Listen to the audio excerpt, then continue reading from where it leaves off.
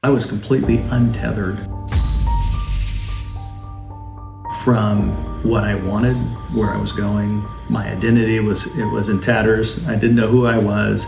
But at one point I thought, I was driving through the canyons on my way back from Malibu, and I thought, if I went off of this into the ravine here, because they're windy and steep, I think 10 people would show up at my funeral. Wow. And 6 of those would be my kid, 1 would be my wife, and my parents. So I knew I had 9. Right. And I thought probably my siblings might show up, so maybe I'd have 14. Wow. Because I just felt like I wasn't anybody to anybody. I just didn't feel like I had anything to offer. I'm Art Blanchford, and this is Life in Transition, a podcast about making the most of the changes we're given. As a married father of 3 teenagers, a longtime global business executive and adventurer, I've been through hundreds of transitions in my life. Many have been difficult, but all have led to a depth and richness I could never have imagined. You'll get to hear all about them on this podcast so that together we can create more love and joy in our lives, no matter what transitions we are going through. Andrew, welcome to episode 31 of Life in Transition podcast, and episode 1, face-to-face. So I'm really honored and proud to have you here for my first face-to-face, which is the way I really want it to be going forward as much as possible. So thank you for being here. And everybody, I want to introduce Andrew Kilpatrick, co-founder of the low middle market capital market private equity firm, Markham Capital Partners, married to his high school sweetheart, father of 6 with 3 grandchildren, lives here in Franklin. New friend of mine, has been on amazing transitions that have been strongly faith-led. And since I first met you, I wanted to have you on this podcast because of those journeys. But we'll see where this one takes us today. Yeah. But really, most welcome, Andrew. So glad that you're here. Thanks, Art. Glad to be here, and I'm glad to be here for the first one in person. It's an honor. Yeah, it's really cool. So we're going to jump right in, Andrew. What would you consider one of your most profound, most interesting, maybe most difficult, but definitely most meaningful transitions that you've been through in your life? Oof. So as I was mentioning before we started out, there's transitions that I chose to make, and there's transitions I did not choose to make. Mm-hmm. And I was working in a family business and was not happy. I was working for my father-in-law, and my wife came to me. She knew I was miserable and said, figure out what you want to do, and then let's go do that. We had 2 kids, another on the way. So this was quite a while ago. This is a while ago. And I said, I want to go be a doctor. I don't think she was expecting me to make that big of a change. I think she thought maybe I'd go work for somebody else. Right. And, but I've been comfortable with big changes in my life that I can control. Right. And so that didn't seem scary to me because I felt in control of that. I did not become a doctor. I ended up going got a degree in genetics, got into medical school, took a year off. It was supposed to be 1 year. And instead of being a year deferral and go into medical school, it ended up as a complete career change. So I started working in another family business for my grandfather-in-law, and 2 years after working at his, what I would call his primary business, he asked me to start a family office with him. And so I didn't know what a family office is or was at the time. There weren't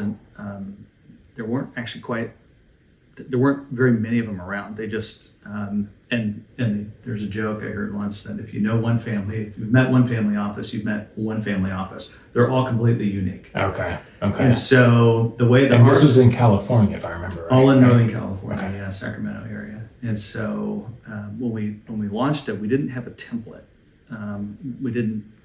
It wasn't like we were breaking off to start a brokerage firm or a restaurant where you sort of understand the model of the way the industry works.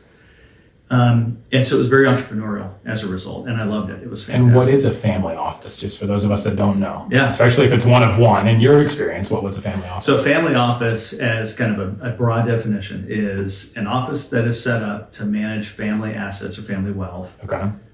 It can be multiple families in one office, and you have a professional management team. Right, that you hire to come in. Right? And this is where it gets into the nuance. It could have you could have family members be managing family assets. It can do everything from help with taxes and legal stuff to managing investments, Right. deal flow. Ours was. I've met a lot of those when I was in big corporate. So those people would come in and look at our company. Right. bet. But I didn't know that's what it was called at the time. Well, it used to be the Rockefellers Yeah. and the Mellons and Yeah. large families like that. I've met Dell and a few other, but it wasn't the company Dell, it was Yeah. the individual Yeah, Dell. yeah, Michael's family. Yeah, so it was that concept of rather than go with a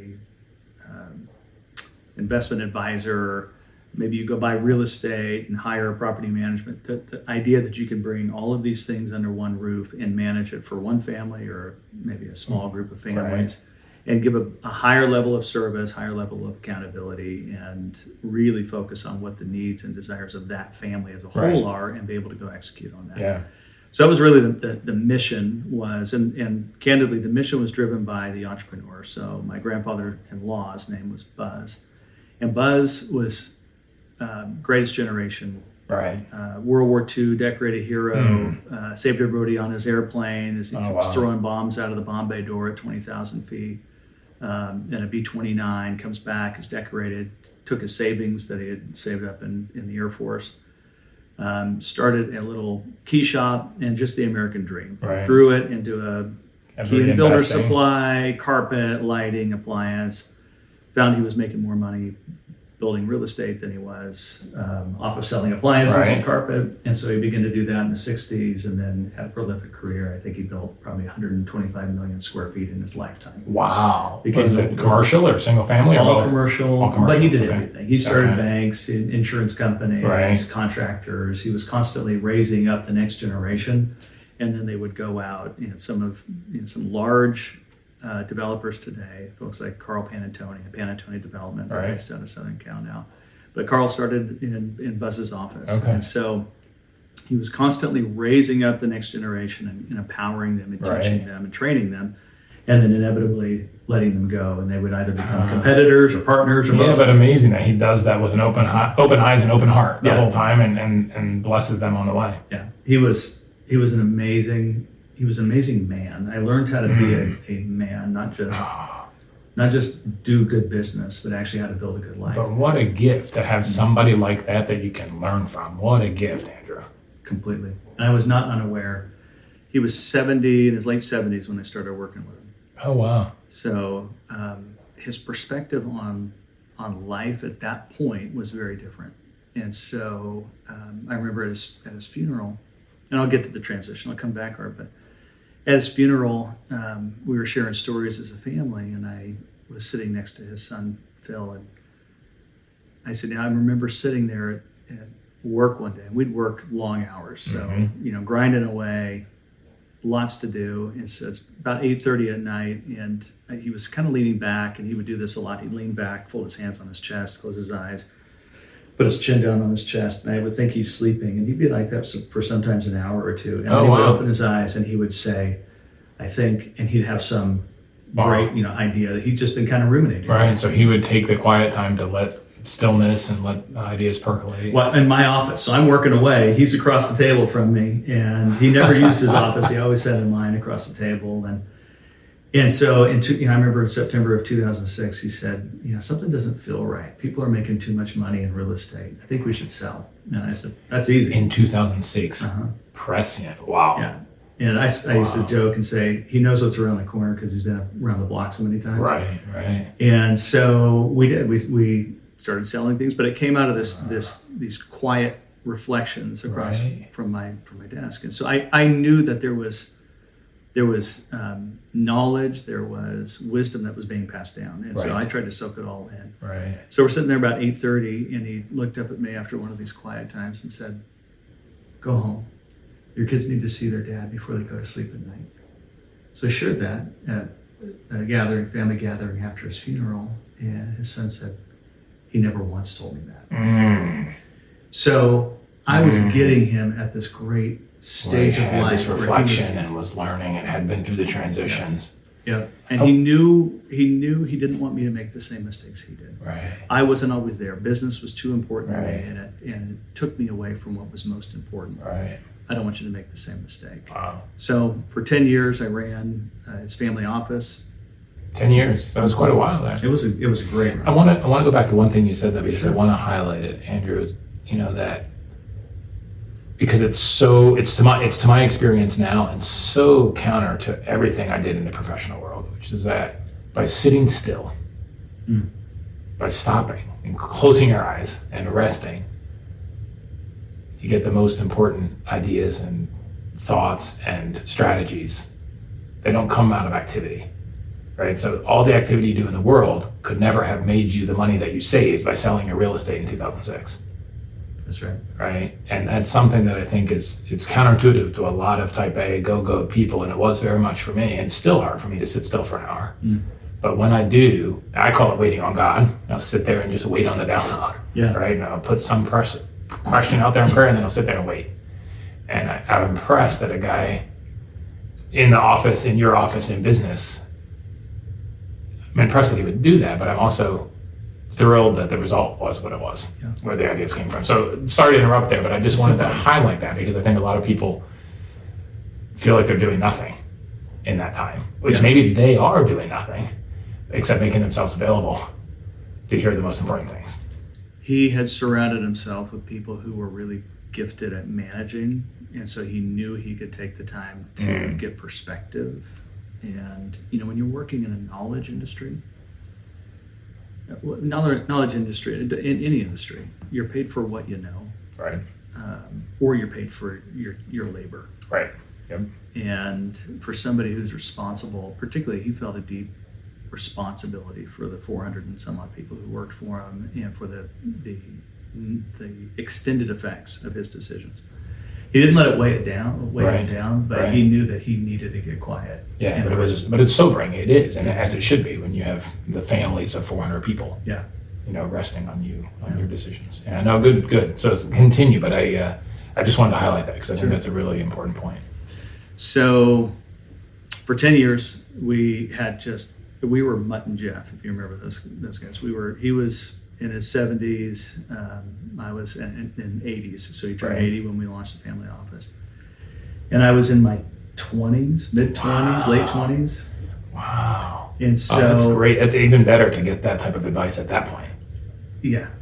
But he wasn't afraid to take a risk on a young, untested. In fact, I remember he called me on a Saturday. I was at one of my kids' swim meets, and it's loud, and he's calling, and I got to pick this up. So I walk away from the swim meet. My kid wasn't in the water, but I'm walking away to get quiet, and he said, "I want to start a family office, and I want you to come be our CFO." I said, "Buzz, I'm honored, but I studied genetics. I'm not qualified for that. I've never taken an accounting course. Right. I don't even pay the bills at home. My wife Ashley does. And I've only gotten one mortgage in my life, and it's on my house. So I'm really honored, but I'm the wrong guy." Right. And he was quiet for a second, and he said, "I know all that, Andrew, but I trust you with money, and I know you're smart enough to figure out the rest." Boom. I said, "Yes, sir." And Monday morning, we started planning.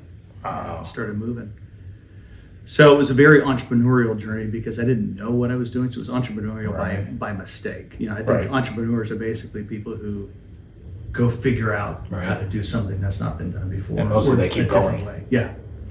And for me, it was every day. I was managing people who were twice my age and had been doing their jobs longer than I had been alive. In some cases. Right. So, I remember the first loan he told me to get. He said, "We need a loan on that building. Go see if you can get a $10 million finance," which you could have said, go get $1 trillion loan. Right, Like I just didn't even know where to begin. Right. And so I called up. I knew we were low leverage. We were very conservative as a family. And so I called the bank that I knew we had some loans with, and I sheepishly just said, "Look, I've been asked to get a $10 million loan on this building. How do I do that?" Right. It was just that blunt. Yeah. And there was this long silence. And I know, I just imagine I'm like closing my eyes so I don't have to even think about who's on the other tirade others. coming. No, because I just knew they're probably thinking, Buzz has lost his mind. Right. He could hire any CFO across the entire U.S. and he Right. hires this guy Right. who doesn't know his ear from a hole in it, just nothing. But because I just like, I know nothing. I know nothing. Right. I'm not even going to pretend. Right. I need help. People helped. And so he said, okay, look, here's how he likes to do it. And here's what we like. And so here's how we get things done. And so I was just learning constantly. Right. And so it was a great learning experience, great experience on what it looked like to start from nothing and build something, build culture, how do you build Right. teams, how do you build Right. accountability. Learned a lot of lessons on the journey. As he got older, he became less involved and he never really wanted to be involved in operations. So I really had free reign on how to build it. So you were sort of COO. But I had a big safety net because I Right. knew I was never going to make a decision that was going to throw us off into oblivion. I wasn't going Right. to make any bet the farm decisions that were going to really sink the ship. Yeah. So I felt it just was a great place for somebody who was young and willing to learn and humbled and hungry to go learn because Right. there was a lot of safety in it, but also a lot of freedom in it. Right. And you were there for 10 years. So it's There for very 10 years. formative, of 25 to 35. Yep. Yeah, 26 to 36 years. Okay. Yep. Okay. And so about 5 years in, he had surgery and wasn't sure if he was going to be coming out. And when he came out, he was fine. He was healthy, but it really changed his perspective. He spent less and less time focusing on the business, much more time focusing on the relationships, his relationships with his family, relationships with us, relationships with employees. And so the last 5 years were much more, he was much less involved, I'll say, in the operations. And so we would meet every day with the leadership at his other office, right? So we had 2 offices. We took family assets, rolled them out, and we were managing them separately. Right. And so we met every day for lunch for 10 years with the leadership at the other office. And we talked about what the future was going to look like. We talked about what I was doing, what they were doing. We shared information and perspective. And, I was by far the most junior Right. person at the table. But I also had a lot of autonomy and we were doing a great job. Right. And we had a different focus. So when he passed away at 90, Buzz, the patriarch, did. And less than a month later, so it was December 7th, 2013, and January 2nd, 2014, I was meeting with the leadership at the other office to talk about estate tax and what we need to be preparing for and how are decisions and communication going to happen. And I was informed that as a family, they did not feel like 2 offices were necessary. And that they didn't think I'd be happy in the consolidated offices. So in one conversation, So this is one of the we went transitions you didn't control. I did not control. Wow. I went from thinking, okay, we're going to manage this. I'm going to continue to manage this Indefinitely. I Right. had great relationships with the family. I felt like we were doing a great job. We had a great team, great culture. To having at some point to lay off the 20 people that we had In the family office. and break the news, but also there's a transitionary period. You don't just turn off the lights and turn it on somewhere else. And so some people were going to move, some weren't. How do we keep so now 36, I felt in my heart, and I will say that through my life, the beginning part of my life, my faith was always there, but it was less important. Sure. Yeah, As- I can agree with that. Yeah. As I matured, it became something that was much more important to me. Right. And so this was one of those times where I was going, man, do I fight? Because some of the stuff that was happening it certainly wasn't the way that it was set up. Right. But I wasn't the one that was empowered to make the decision. I didn't have the responsibility and I didn't have the authority. Right. And so how do I, as both a member of the family, somebody who's managing a team over here, both honor the patriarch who's now passed away, my commitment to him, honor the people who have the responsibility to make the decisions. I don't know what it's like to walk in their shoes. Right. I've met very few sociopaths in my life. Right. I think most people are trying to do the best they can from Yeah. their perspective. That's right. Yeah. But from my perspective, it was painful. And I didn't want to break my family up. And I knew that you lose a patriarch, a big personality, it's fragile. Right. And I wasn't going to be the catalyst that was going to break the Right. family up. Right. And so, but I didn't understand why this was happening. Right. In fact, if you rewind, when I left my father-in-law's business, I swore I would never go back into a family business again. Because I said it's too hard Right. to balance. There's no such thing as a family Right. business. Right. You have a business and you have family. Right. And It's family business. you have to manage the business around the business and the family around the family. Your ownership might be family owned, but you have to make decisions around, well, we're making decisions not necessarily around that. There wasn't a justification for it. There was a different goal in it. Right. Different perspectives, different desires. And so, part of me felt like this is exactly why I didn't want to get back in here. But then Right. I spent a decade of my life building, and I Right. wasn't really, because I was doing it within the family construct, I wasn't focused on building a resume. I wasn't Right. focused Right. on building track record Right. or building network. You were learning and doing the objectives of the family office. I was a steward. Yeah. And that was, I viewed my job was a Right. steward of the assets that have been entrusted me to So you went from, professionally, one of the most secure situations you can imagine, Yep. to being completely rudderless, completely out, Completely out. like in a very short period of time, and in your own mind, from one second to the next, probably. Like you didn't see this coming, and then all of a sudden, like, we don't think you're gonna be happy. We're consolidating, and therefore you're out. Yep. That Wow. was in one conversation, and Wow. then managing through the transition in a way that, again, protected the family and honored them. Right. So people would bring opportunities to me and say, "Do you think the family would be interested in this?" And I would say, "I don't know. Right. I don't manage that anymore." Yeah, but you really do.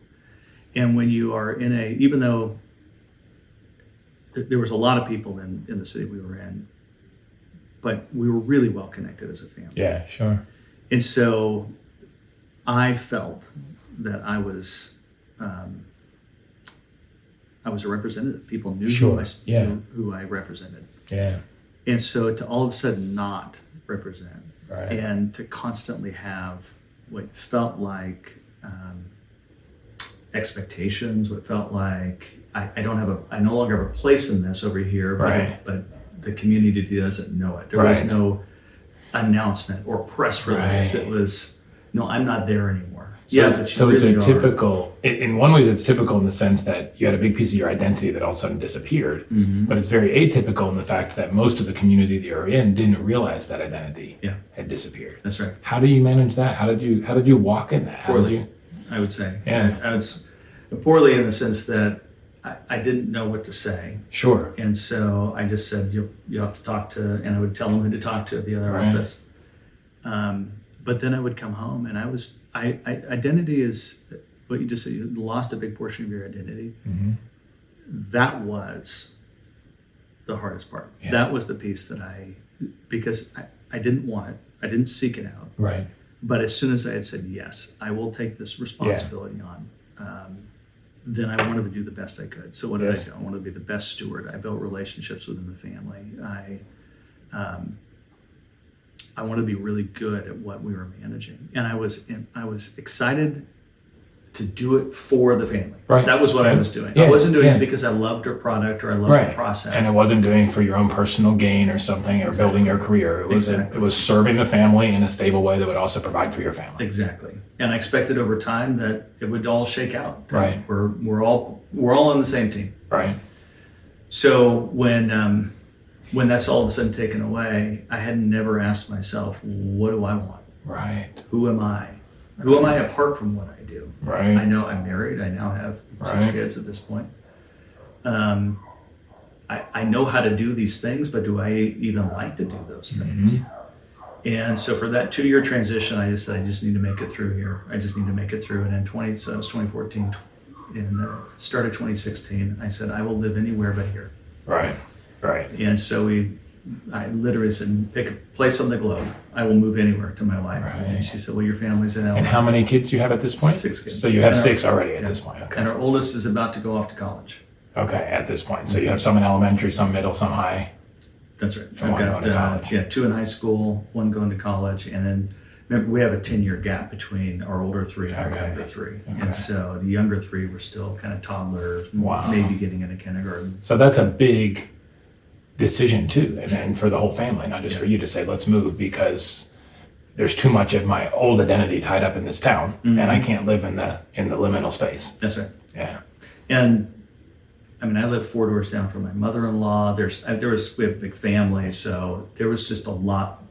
There was a lot that was constantly coming up that I felt like I was in crouched mode the whole time. That I was so protective of myself that I didn't feel like, I knew I had to deal with some stuff, but I didn't even feel like I could because I was so defensive and protective all the time. Right. And so the only way I knew to kind of let my gloves down was I've got to get out of here. Right. Yeah. So that you got to get off the battlefield to take off your armor. Correct. Yeah. Correct. And every day that's what it felt like. Right. It was protect. So we moved to LA area. Yeah. And I went through probably the loneliest season of my entire life. I didn't really know anybody outside of my family in Los Angeles. And I don't know how to describe it, but it felt like everybody had a seat at the table, but there wasn't any more room. Everybody else besides you? Everybody in that community. Oh, in where you moved in outside of LA. That's right. So everybody was already sort of established, and then you were outside walking around. I'm the new one coming in and saying, I don't really know if I'm going to do what I did there, which is mostly commercial real estate development. I don't really know if I want to do that. I need to kind of wrestle through that, but I don't necessarily have another clear path in front of me. Again, I wasn't trying to prepare a resume or a career path. I was really trying to be faithful in that. So you were sitting looking at a table where all the seats were occupied, and to be honest, you didn't even know if you wanted to see that anyway. Yeah, or what seat I wanted. Did I want to sit over there as a banker? Did I want to sit over here do I want to buy a business? Do I want to work for somebody else? Kind of wasn't appealing, and so I was completely untethered from what I wanted, where I was going. My identity was in tatters. I didn't know who I was. At one point, I never thought of hurting myself or anything, but at one point I thought, I was driving through the canyons on my way back from Malibu, and I thought, if I went off of this into the ravine here, because they're windy and steep, I think 10 people would show up at my funeral. Wow. And 6 of those would be my kid, 1 would be my wife, and my parents. So I knew I had 9, and I thought probably my siblings might show up, so maybe I'd have 14. Wow. Because I just felt like I wasn't anybody to anybody. I just didn't feel like I had anything to offer. Right. I wasn't tempted to swerve, but that was a thought. That was the sort of thought that I was having. Who am I? And so I went on this journey. I think that, and I'm really glad that you bring that up, Andrew, because it's really scary to talk about death. And it feels like I feel shame when I think about it. But I also feel like without looking at that, you can never become fully who you are, right? Without having that experience, like, what if my life ended? What does that really look like? Because that starts the conversation of, well, if it doesn't end, what should it be about? Yeah. Right? And I've been doing that walk the last 3 years, many times. And I think it's really, it's brave to bring it up, but I also feel like as much as we are afraid of it, and especially guys, we don't want to talk about that, it's soft pansy stuff or whatever. It's so necessary, and we can't become fully who we are until we die, and then become, get planted and then grow as something else. Yeah. Until we face that fear. So, what came out of that for you? Like that thought of, okay, now I'm nothing. Right? I was somebody in business. I was somebody in the community, and now I'm nobody. I have the feeling of nobody. What happened? What happened next? Where did you go from there? Well, going from somewhere where you would walk into a restaurant and you knew at least one person in the restaurant every time. Right, wow. You recognize, even though I was outside of what I was doing, there was a sense of, when I got down there, have I made a mistake? Nobody, I don't know anybody in town. Right. And nobody will take my call. Right. Everyone's busy. Right. There's 1,000 people like me, so I had what looked like a really good life from the outside. Sure. I want to paint the picture for you. I would wake up in the morning and take my sons who were in high school to what we would call dawn patrol. So we'd take our surfboards, we'd go out, we'd surf. I would catch 2 waves. That was all I had in me. They would surf. Hey, 2 waves is still surfing. Yeah. Well, it was being out there. You know, it was an hour and a half. We'd watch the sun come up together, and there's no phones. It's quiet, and you just the What noise could be is better? Yeah. And then we'd grab breakfast burritos. We'd come back. They'd get ready for school. I'd take the little kids over to school. I'd come back. I'd shower up or work out, shower up. I'd work for a few hours, have lunch with my wife, go for a walk, go pick up the kids from school. So, you know, I knew that wasn't going to last forever. We couldn't afford it to last forever. And so I felt this kind of internal pressure to both figure out who I am and then figure out how I'm going to take care of my family. Right. I had enough runway to have options, but that runway was going to end. Right. And so from the outside, it looked again just Perfect. great. Yeah. Oh, you must love your life. Right. And I'm thinking, I want to love this life. Right. But I feel alone. Mm-hmm. I feel scared. Mm-hmm. And I don't even have anybody I can talk to. I remember I talked to a pastor one time. I took him out for breakfast during the season. And I said, I explained to him the situation. And he said, well, is your marriage okay? And I said, yeah, great. Are your kids, they're doing? And I said, yeah, they seem like they're good. Yeah. He said, and financially, like, are you like Needing food tomorrow? Yeah, like, are you? And I was like, no, I mean, we're okay for now. Right. And he goes, well, what's the problem? And that made me feel so much more alone because I thought, if that's the only measure, like, there's something else going on in Exactly. me, Yeah. and a journey that I'm on that either I can't explain or people don't get. And so that made the isolation even feel worse. Yeah, I see that so much in the work I'm doing now because that's my mission now, right? I have a midlife transition group, mastermind group that it's all guys like that. Their life is perfect if you look on LinkedIn. Yeah. Right? But they're asking themselves, now what? And you see it like in the last year, I've had 2 suicides of people in that situation. So we're clearly not alone. And what angers me or saddens me so much is that people think they are. Mm-hmm. And therefore they think their only way out is that. And one was my cousin's husband just a few weeks ago in Georgia. And the other was a big businessman here in this area, Daryl Freeman. Perfect life. I mean, perfect. But something was going on in him that he didn't feel he could talk about, and his life was so perfect that nobody, they responded that, I'm guessing, I didn't know him personally. He was always like one outside of my circle. Yeah. But I'm guessing that the response would have been exactly like that pastor was to you. Well, what's the problem then? Yep. And then he feels even more, well, okay, I've done everything imaginable, made 8 figures, wonderful family, active in church, active in the community, and yet something's really missing and nobody understands it. And since I've done everything imaginable, there's only one way out. For me. Yeah. It's that type of aloneness of feeling unseen. It's the worst. It's the worst feeling that there is. And if there's anything I can do to make it where, especially men, because they have a harder time relating in general than women do, don't ever sit in that space too long, then I want to be part of that. Yeah, for sure. Yeah, I think you're talking about how people respond. I don't know if everybody else goes through that, something like this, but how they respond to it is kind of what you're alluding to. Some people, the only way out. Right. Mercifully, that wasn't something that crossed my mind. Right. But I wasn't going to stop searching. Yeah. But I could see it. I could see how if I had a different maybe makeup or a different faith background, or I can see how that would be an attractive exit. So it was enticing for me, but I get it. Right. And I think you're doing great work for that. And so there wasn't I don't even know if I knew of some sort of group like you're talking about, if I would have even volunteered to go. Right. Because it was, I would almost feel like, I don't know if I can share. Right. I don't even know if I can find the words to share. Right. I don't know what I'm going through. Yeah. So I started to read, and I said, I'm just going to try to figure this out. That was that's the way I do things. Yeah. Figure it out. I'm going to go in the woods and figure it out.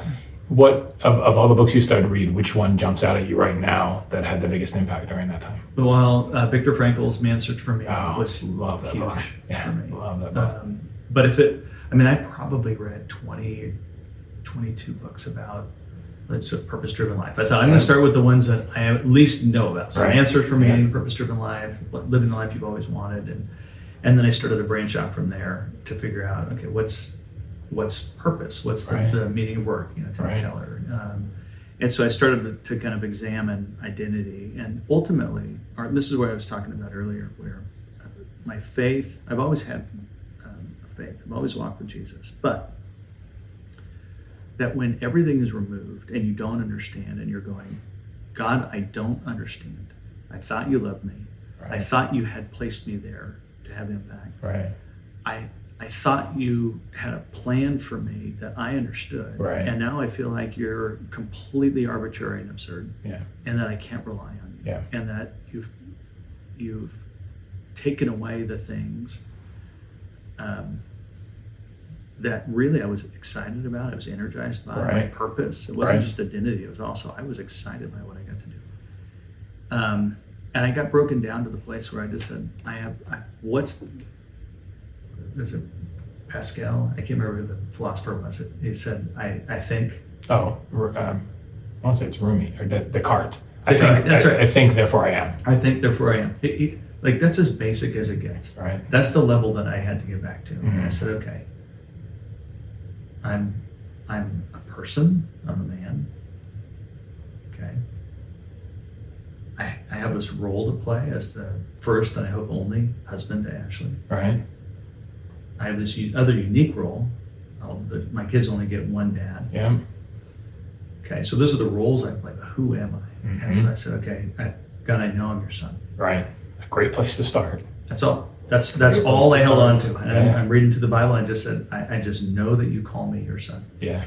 And so that was what I would call the beginning of my real faith. Mm-hmm. Because before, I didn't believe because life had been good. Life was hard at times. Right. But I'd never been tested to actually get down to the level of saying, who am I and who is God to me? And is that the defining relationship in my life? Mm-hmm. Or am I going to let other things define it? Mm-hmm. And, I looking back now, it's been 10 years. Since that moment. So that sounds like that moment is maybe the real pivot point of It's your been life. 7 years since that moment. 7 years since that moment. Yeah. Like where you really said, okay, first and foremost, a son of God. And then everything else starts from there, a child of God. Yep. Yeah. And I love, like, I've been thinking a lot, and I've said this on several podcasts, so if you listeners have all heard this before, forgive me, but, the New Testament boils down to one thing to me, right? Jesus said, love God. That's, I'm a son of God. Love God. Put all your attention on God. Pray without ceasing. We talked about before we came on the air. Yeah. And then the second one, actually, in the scripture it says love others, but it's not the second one. That's the third one. Because how do you love others? As you love yourself. Yeah. So love God. From that foundation, figure out who you are. Love yourself. Honor yourself. Take care of yourself. And then from that overflow, love others. Yeah. Everybody. I hadn't thought of it that way before, but I think you're right. And to me, I never got that in church, but through my 12-step journey, like that's what I've come to, and reading through the Eugene Patterson's New Testament in the last year. Yeah. That sums it up to me, right? Make my connection with God, make that the most important thing, because that's the wellspring of everything else. Yeah. And then the next one is myself. And then from there, like if I don't do those two things, I think, I'm being selfish if I take care of myself, and then I don't get enough sleep or whatever, and then I snap at my wife, or I'm grumpy toward my daughter. Who is that happening? Right? Art, can I take that and pull that thread a little bit? Absolutely. I think it's deeper than that too. I think that's true, but I also think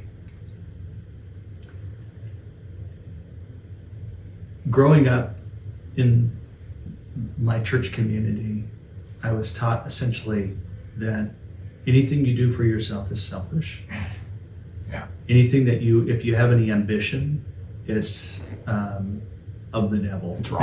Now, they never said it like that. But it's wrong. It was never overt, but it was always beneath the surface that the only right reason to want to go be successful in any endeavor, particularly a business endeavor, was so that you could give money to God's work. Right. And so I learned that if I could please other people, then I could be successful. Right. And if I was successful, then I thought I would have identity, I would have purpose, that I would be somebody. But that's a trap. Yeah, it's backwards. Because in order to continue to be somebody, you have to continue to please people. And the more I did it, the more I was a codependent, didn't know it. Yeah. I didn't know what that meant. Yeah. I thought I'm me too. Yeah. Like I'm the happiest. I'm a 9.5 out of 10 Right. every day. Right. It's because I got really good at making sure my investors were always making money. Yeah. Always. Yeah. I would suffer myself to make sure that they were doing Right. okay. Right. My wife, Make sure she's and my happy. kids. Yeah. And it wasn't one person, it was the entire world. Yeah. It's impossible. And then when I got faced with, well, yeah, but what do you want? Like, I could not answer that. Right. Somebody said, well, what do you want? Yeah. My wife would say, well, what do you want to do tonight? Yeah. A blank stare. Yeah. I don't really care. Like, Yeah. whatever you guys want. Yeah.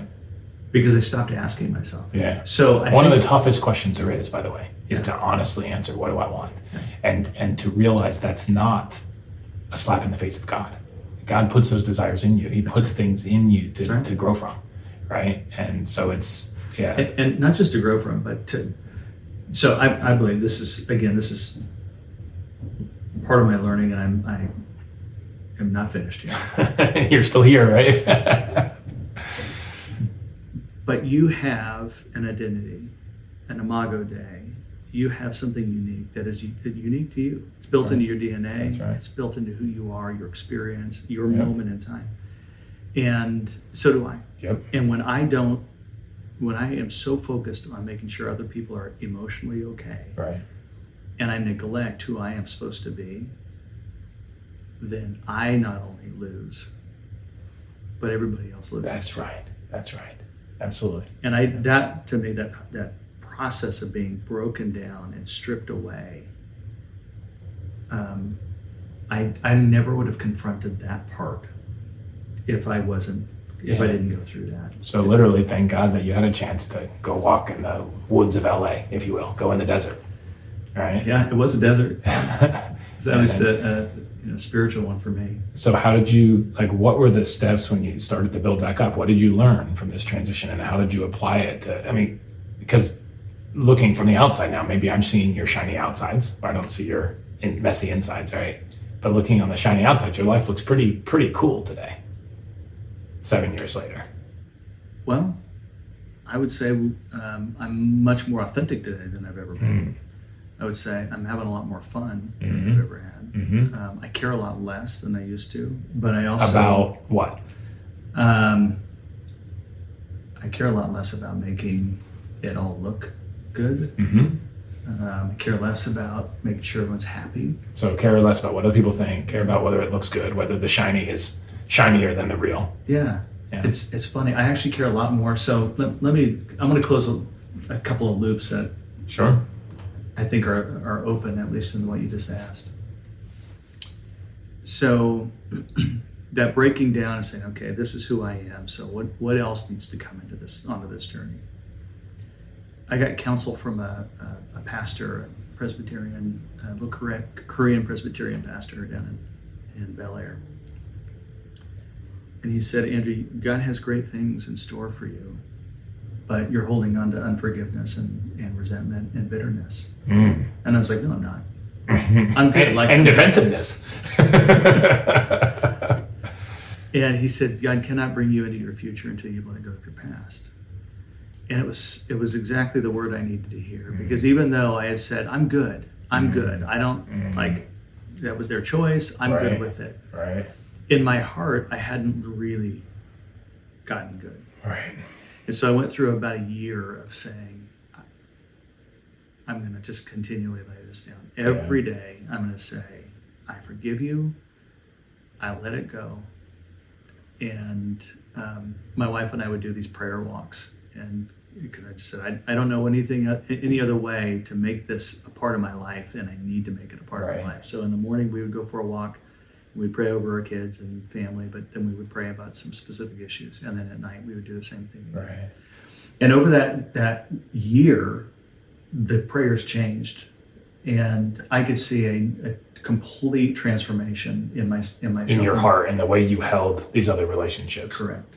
And I wasn't to the place now where I could appreciate and I'd learn the lessons, but I could tell that something had released in me. Right. And we came out to tour Belmont with our third born. And So was your first or second born already here at Belmont? no, I had two at Westmont, which is Okay. in Santa Barbara. Okay. So we were about an hour down the road. The third got into Westmont, got a great scholarship, and we thought, he's just on the program. Right. We're going to push him right Yeah, through. right. We're on parents' council. We're really involved. Right. It's going to be great. And he surprised us and said, I think I want to go into music, and I'd like to look at Belmont. And so we flew out in February of 2019 to look. And by the time we left, my wife said, basically, ship my stuff. I'm not going back home. Wow. Well, I can't blame her. But And she said, I don't know why, but I think God's got, this is where we're supposed to be. And for me, I was like, I don't even know. I know one person in town. All right. This doesn't make any sense, but I'm open to it. All right. And so we went home, and 6 weeks later, our house in LA had sold, never going on the market. We bought a house here. But it was very much for a strategic thinker like me, it was like what have I done? Yeah. Now what? Yeah. You've let go of the edge for sure. Let go of the budget and the plan and Yeah.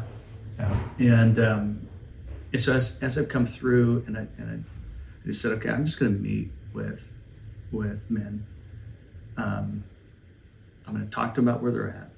I'm going to share what I think I'm doing in life, and I'm just going to listen to them and talk with them. So you made a commitment to have authentic conversations, basically.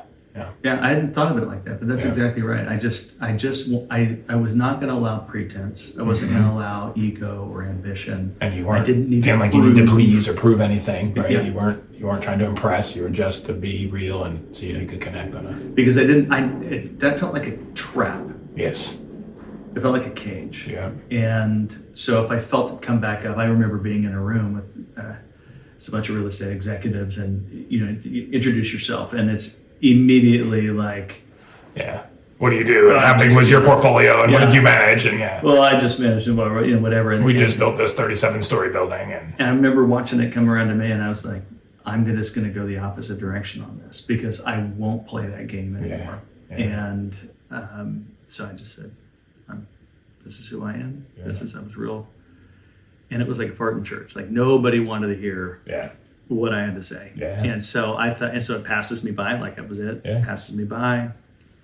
We go out to dinner, that group who, at a conference, we went out to dinner that evening. And I noticed there were some guys who were, as I sat down, were trying to come down to the end of the table where I was. And I was feeling really kind of weird. I was feeling out of place. Yeah. Because I just thought, I'm not going to play this game, and this is all that's. And this game is about suits, and I'm wearing a t-shirt. And exactly. And it's about ego, and I'm just not going to do it because I know where it leads. Yeah. And all of a sudden, like these 4 or 5 guys at the end of the table, they start talking, and they're like, man, thanks so much for saying that. And they're talking about their family, and they're talking about things that matter. Yeah, things they love. And it was the first time, and I hadn't been in a situation like that since I left. It was the first time, and to spend basically most of the day feeling like I'm completely out of place, I don't belong here, and I didn't want to be here. Right. And then to see the authenticity turn just by doing that, unlock. For you being willing to put yourself out there in that scary situation, there's a whole bunch of other people feeling exactly the same way, don't have the courage. We're all in the same place. Absolutely. And so when I moved back here, I was like, that conversation is the only one I'm going to have. Right. I'm going to be real. I'm going to be authentic.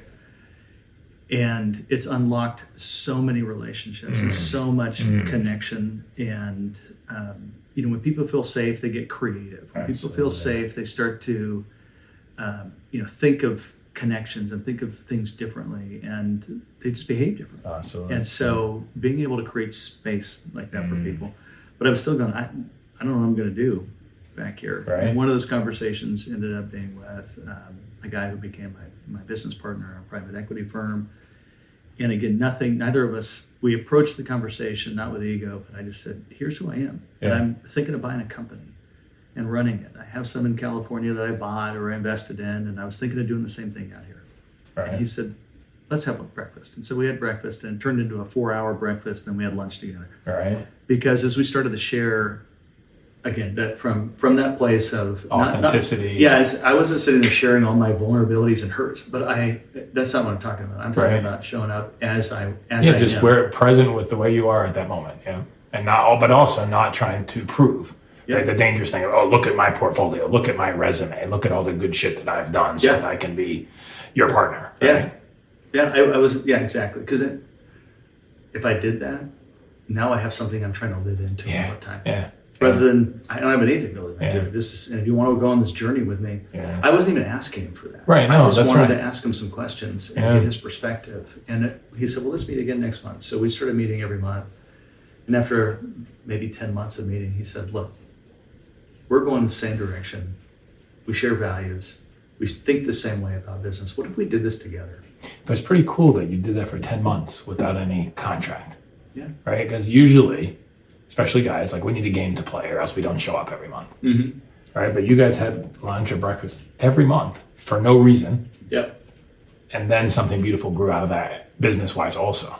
But on that foundation of no reason. I have 100% faith and confidence in who my partner is, because we didn't start from a place of need or need to prove or need to do something, or I'm trying to use you to get what I want. But it completely grew out of, hey, I know what you want out of life. Right. And so every 2 weeks we still sit down and have lunch together, and I'll say, is this working for you? Like, are you happy? Right. Has your life changed in any way? Wow. And what do you need to adapt? So you lead your business conversation of partners running a private equity firm with, are you happy? Yeah. I love it. Are you happy? Is this working for you? And he does the same with me. Yeah, so that's awesome. I love, it brings up this Arthur Brooks, he talks about you have real friends or you have deal friends.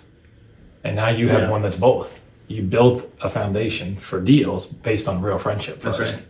And that's pretty unique, and that's pretty cool. A lot of life, if we allow it, can just be synchronized schedules. Yeah. Kids baseball, soccer, school, work. And you see somebody retired, and you go, oh, I'm going to miss them. And 6 months down the road, you have no idea what they're doing because it was synchronized schedule. Right. There's nothing wrong with knowing that people are going to be in your life around synchronized schedules. But what I didn't appreciate when I was in my 30s, I'm in my mid 40s now, late 40s, my wife would say. What I didn't appreciate was how I needed friendship. Yeah. Because I thought, I have colleagues, I don't need friends. And I think a lot of guys miss that. Yeah. Especially guys. I said women are a little bit better about relationships in general, but men, we miss that. I did too. Why do I need friends? I go out with dinner 5 times a week with work colleagues because I'm traveling all the time. Yeah. Right? And I have a great time, and I'm happy that I got you or whatever. And I think in some ways that can be good if it's authentic. Like my partner Mark and I, we have authentic relationship. I genuinely want to be with him. We also get to work together. Great. But we're on the hunt together. We get to go, we're sitting around a fire. We are pursuing opportunities. We're talking. So I think my wife, at least, I won't speak. I don't know enough about women to say anything generally, but I will say my wife. The community and her family and her relationships are enough for her to want to maintain and to build and to protect. Right. The community itself is enough. For me, having a great adventure to be on with somebody is what my heart wants, right? And so, but I wanted to do that not from I need to prove myself, or I wanted to do it from we're in this together. And so Mark and I are there. We've got some other people who have joined us, and we try to maintain that same level of real transparency and being honest about where we're going. And you did ask a question, or I do want to get back to it. We don't have to get to it now, but you asked about, kind of in hindsight, as I've gotten past into a new phase of life. So we can get back to that. Yeah, and that's what I was thinking is like, and it's related to that, but if you look back now, so on this 7 years to this, sort of deepest transition point. Mm-hmm. And I'm going to change the question a little bit, but what would you tell yourself now, 7 years ago? Like having 7 years of experience on the other side, what would you go back to and tell yourself? What would you change anything? Is there some other advice that you would give? Would you do something differently? That's a great question. And I don't know that I would, because I think to do so would rob me of the lesson that I can only learn from experience. It's everything I would say now. I mean, here's how I'm just wired. Comfort and ego. Like, those are the two things that I have the hardest time getting past. Like, I want to feed my, who I am, who I think of myself. Building a monument to yourself. And I want to make sure that I'm comfortable. Right. And those two things, we have a saying in our house, it comforts the enemy. Yeah. It's those two things are the antithesis to living saying, what is it Joseph Campbell says, saying a hearty yes to your adventure. Yeah. Oh, I love that. I love that. That's exactly right. So if I have something to protect, comfort or ego, then I'm going to be living in a way to guard those things rather than living what I would say a much more honest, adventurous life. Right.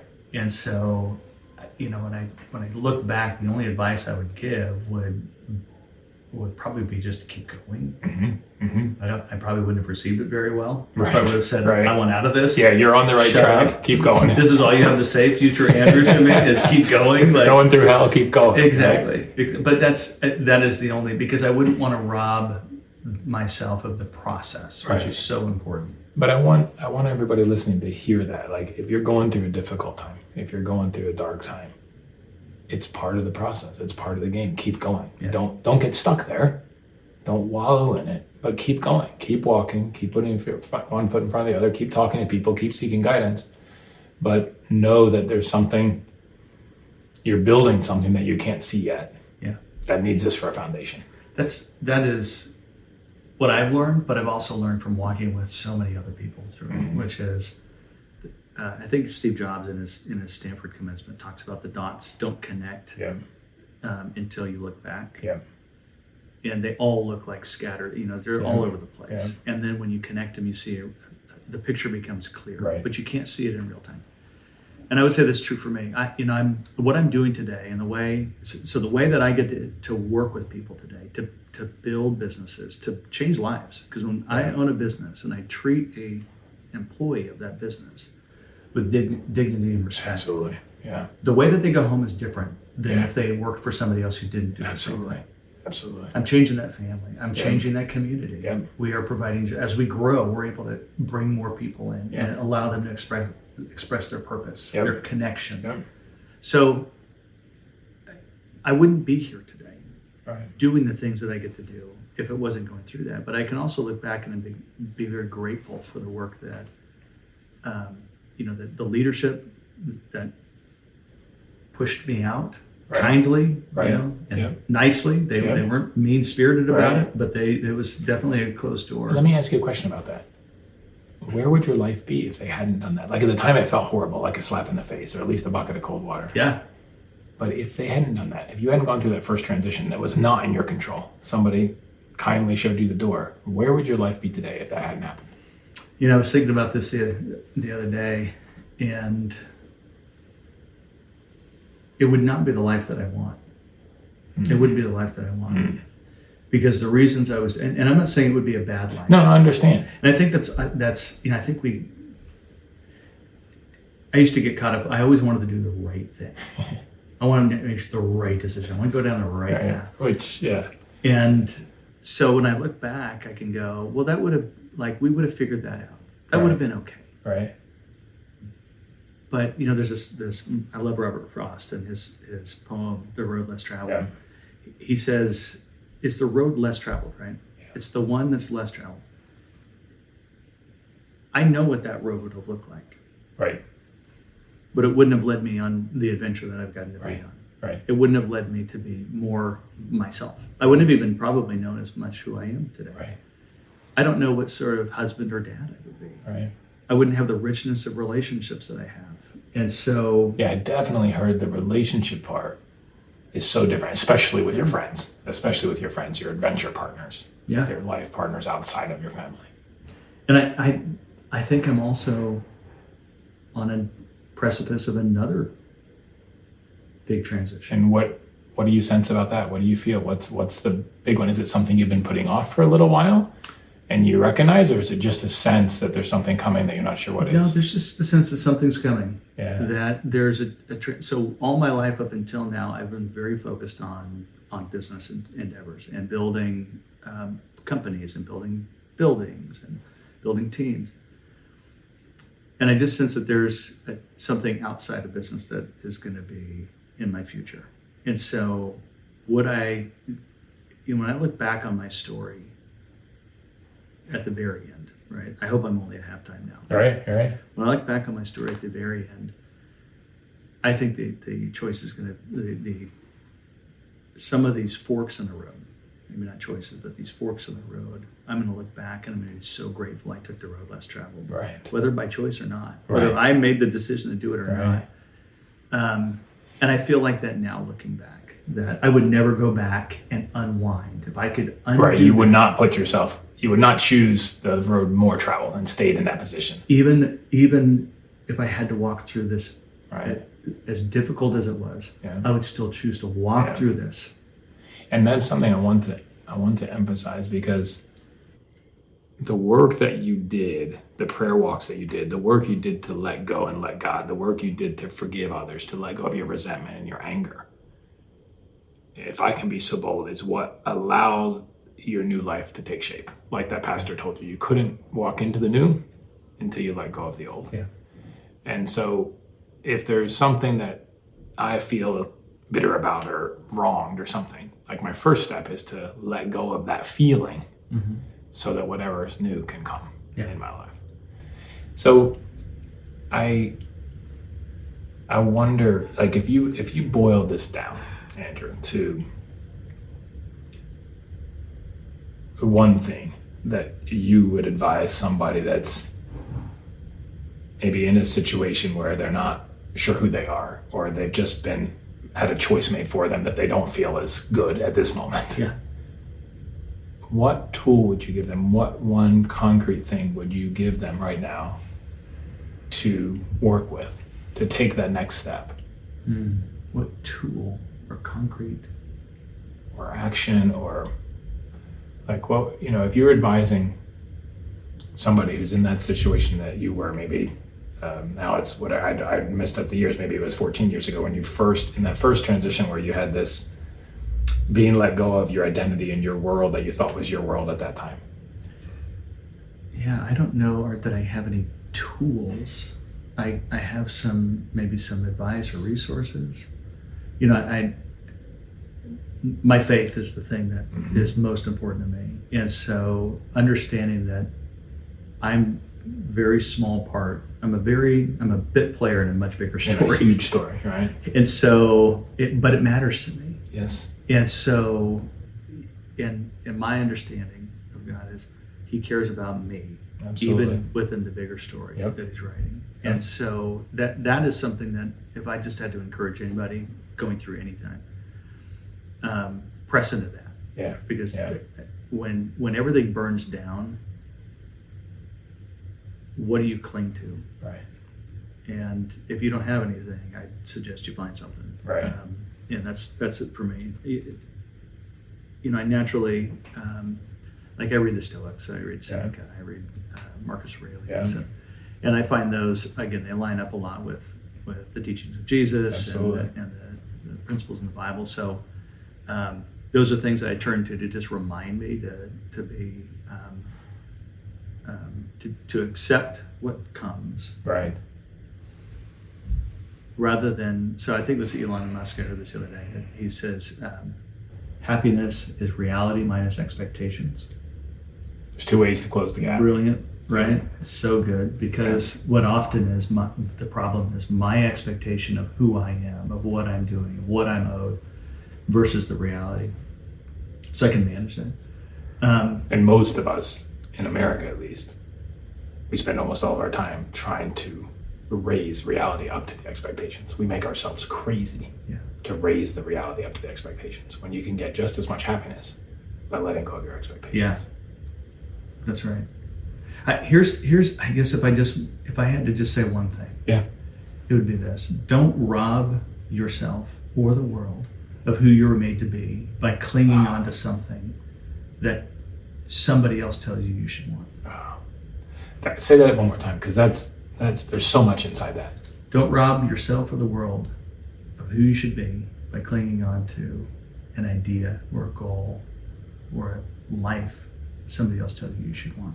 Yeah, somebody else that's been presented to you by whatever, society, family, shoulds, whatever. Yeah. Yeah. No, that's beautiful. I love this quote, and I've rested on this a lot myself, from St. Thomas, where it says, if we bring forth what is within us, what is our goal, what is that thing within us, if we bring forth what is within us, it will save us. Mm. And if we don't bring forth what is within us, it will destroy us. Yeah. So we have something that we're meant to do. That's right. And we can either resist it and hide from it, and that's where all addiction comes from, of every kind, trying to numb that pain, which will destroy us, or we can embrace it, and it will save us. It'll make everything flower, even if it's difficult. And it might take time for that to happen. And it's okay to take that time. I mean, you mentioned that it was a year you were sort of walking in the darkness. I had somebody say, from the time you start down that journey to the time you really are on the other side, to 7 years. And he told me that I was 2 years in, and I wanted to punch him in the mouth. Right. Because I said, I can't take 5 more years of this. And it's not all down. Right. But looking back, it ended up being about a 7-year journey. Yeah. But I think it was Winston Churchill who said, there comes a time in every man's life where he's figuratively tapped on the shoulder and has to do a very special thing, uniquely fitted to his talents. What a shame it would be if that moment found him unprepared and unfit for what would be his finest hour. Right. You don't know when that time's going to come. Right. And so looking backwards for me was wasted time. Navel gazing was complete wasted time. Right. Holding on to what should have been and could have, what I could, if they wouldn't, whatever, was taking me away from the preparation for some of the moments that God's brought me to now, which I wouldn't miss for the world. Right. I just wouldn't miss it for the world. And I don't believe they're done yet either. Yeah. So it feels in the moment like I'm never going to get out of this thing. I'm in the pit. I'm never getting out. No one's ever going to care about me. I'm going to die in obscurity. I'm going to die in poverty. And maybe that happens. Like, there's part of me that just says, I'm okay with that if that's where I'm led to be. I just don't happen to believe it for me, and I don't believe it for most people. Yeah, and I think that there's the freedom of accepting that if that happens, that's okay, is what also allows us to enjoy everything else. Yeah. Right? I mean, I've wrestled so much about money and not having money. I grew up so poor and so afraid of that. And right now I have it, and I think I'm going to continue to have it, but I also know I'll be okay if I don't. Yeah. Right? And that's much more valuable than having a lot of money. Absolutely. Right. Well, Andrew, I'm really inspired by this conversation, and I really appreciate your authenticity of bringing this, and I appreciate what I've learned. And it was so beautiful what you said at the end, right? To not waste the gift that we have a chance to bring forth to the world. And when I say the gift, it's not like a gift to us. It's a gift to the planet. Yeah. It's a gift to humanity by trying to be something and clinging to something that we are not. So I'm really inspired by that, and I really thank you for being with us. Where can people find out more about you if they want to? Yeah. You can go to andrewkilpatrick.com. That's ANDREW, and then my last name, KILPATRICK.com. And you can find me, all my handles and my social media is there. Great. Well, I've been excited since we first met and had one of those authentic conversations at the First Watch, I believe it was. Yeah. About a year and a half ago, and keep having authentic conversations. That'll be my blessing onto you now. I've enjoyed this, Art. Thanks so much for inviting me. Thanks so much.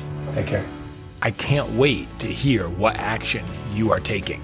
Connect with me on LinkedIn or our website, lifeintransition.online, and let me know. Let a friend know too. It could be a huge encouragement to them and keep you on the track. Thank you so much for joining me today. Make sure you subscribe wherever you listen to podcasts, and it would mean a lot to me if you left a review and shared this episode with a friend. If you want to learn more about me and what I do when I'm not podcasting, please visit me at artblanchford.com. Thank you for listening.